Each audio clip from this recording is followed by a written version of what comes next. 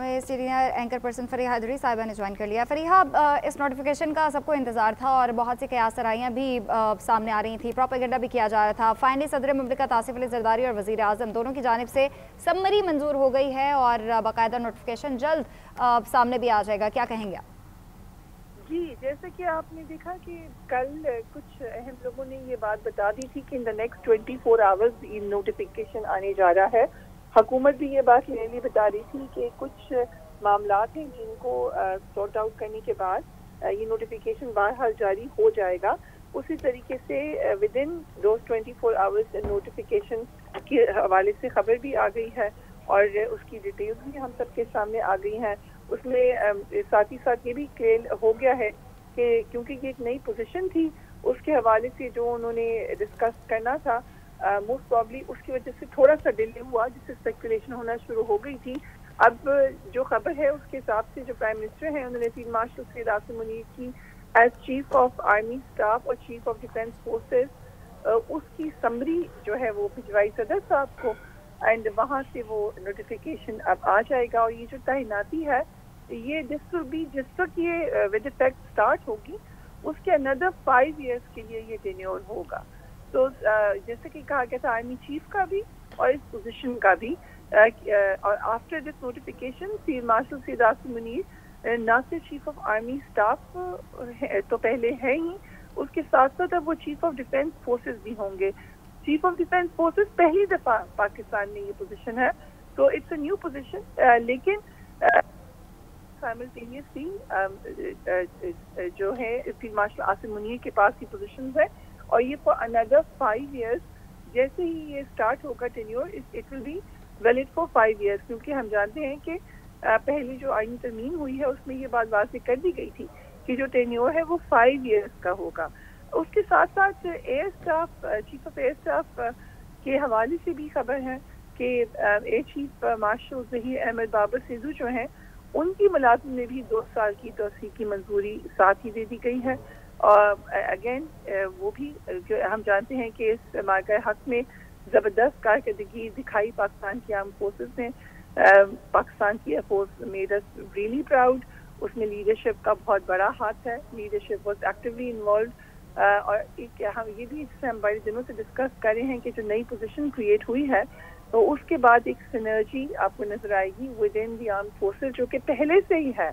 आप देखिए हर चीज़ में इकट्ठे ही काम होता है। अभी हम आजकल एक नेवी का मीडिया वर्कशॉप कर रहे हैं, उसमें बहुत सारी जगहों पे ये बात एक्सप्लेन की जा रही है कि कैसे एयरफोर्स और नेवी मिलकर काम करते हैं। आर्मी, एयरफोर्स और नेवी कई जगहों पे इकट्ठे काम करते हैं, बहुत सी जगहों पे इवन यहाँ तक कि जो उनके स्टाफ कॉलेजेस होते हैं वहाँ पे भी आपको इन तीनों फोर्सेस की आपस में एक सिनर्जी, कोऑपरेशन और कोऑर्डिनेशन नजर आता है।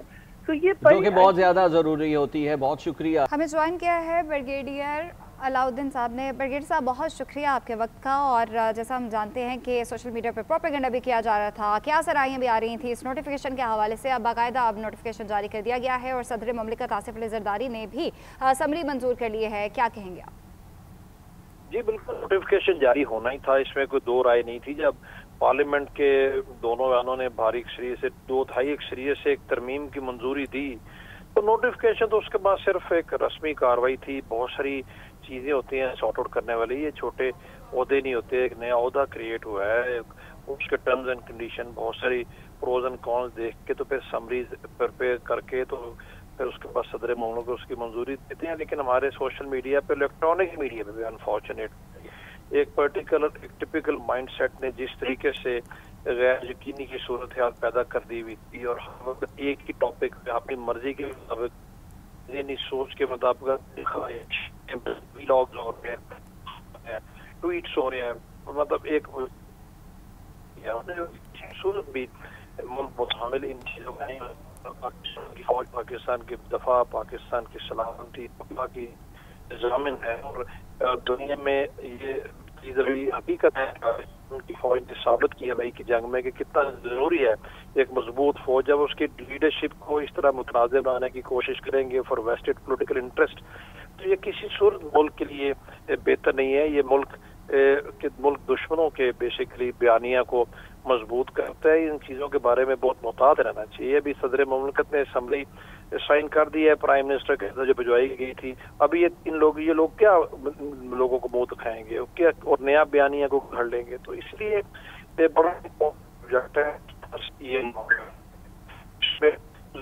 کو دیکھنی ہے اس کے بعد پھر سب بنتی ہے. یہ کوئی نائب کاسٹ کی ترقی نہیں تھی کہ آپ اسے کو ایک لائن لکھی اور سائن کرتے ہیں. سر آپ سے دوبارہ رابطہ کرنے کی بریگیڈیئر صاحب کوشش کریں گے کیونکہ آواز کے اندر کچھ خرابی آ رہی ہے. اپنے ناظرین کو بتائیں فیلڈ مارشل سید عاصم منیر اب چیف آف ڈیفنس فورسز مقرر کر دیے گئے ہیں. آرمی چیف آئین کے پاکستان کے مطابق 27ویں آئینی ترمیم کے بعد آرمی چیف اب چیف آف ڈیفنس فورسز بھی ہوگا اور اس کی جو مدت ہے وہ 5 سال ہے. اور اپنے ناظرین کو بتائیں کہ یہ عہدہ کریٹ کیا گیا ہے 27ویں آئینی ترمیم کے بعد. ساتھ ہی ساتھ اس کے ساتھ 4 اسٹار جنرل کا ایک اور عہدہ کریٹ کیا گیا ہے اور کمانڈر اسٹریٹجک کمانڈ کا عہدہ دیا گیا ہے. اب پاکستان کے اندر کہا جائے تو 4 فورسز ہوں گی, ایک آرمی, دوسری ایئر فورس, تیسری جو بحریہ ہے اور چوتھی جو ہے وہ اسٹریٹجک کمانڈ کے اندر آئے گی. 4 star general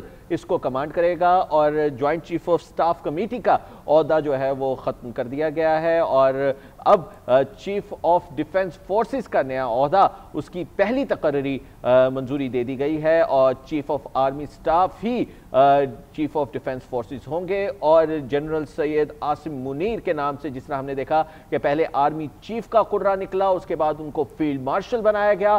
field marshal K بعد اب ان کے لیے ایک اور عہدہ ان کو دیا گیا ہے اور وہ ہے چیف آف ڈیفنس فورسز. اس کا کام تمام فورسز کو یکجا کرنا ہے اور جو بھی اسٹریٹجی اپنانی ہے دشمن کے خلاف, جو بھی اس وقت حالیہ تناظر ہے داخلی محاذ ہو یا خارجی محاذ ہو, اس کے اوپر بات کرنے کے لیے, اس کو کمیونیکیشن کی آسانی کے لیے یہ ایک عہدہ تخلیق کیا گیا ہے جس کا نام ہے چیف آف ڈیفنس فورسز, تاکہ مؤثر اور بر وقت جواب دیا جائے. کیونکہ ہم نے دیکھا کہ حالیہ پاک بھارت کشیدگی کے اندر اور پاک افغان جنگ کے اندر اس کی ضرورت محسوس ہوئی, جہاں پر ہم نے دیکھا جو کوارڈینیشن ایشو تھا کہ فورسز کا آپس میں وہ اتنا زیادہ مضبوط اور ساتھ ہی ساتھ اتنا فاسٹ نہیں تھا, جس کو ملوز خاطر رکھتے ہوئے ایک نیا عہدہ کریٹ کیا گیا ہے اور اس کو چیف آف ڈیفنس فورسز کا نام دیا گیا ہے. 5 سال کی اس کی مدت ہے اور جب سے نوٹیفیکیشن ہوا ہے یہ 5 سال کی اس کی مدت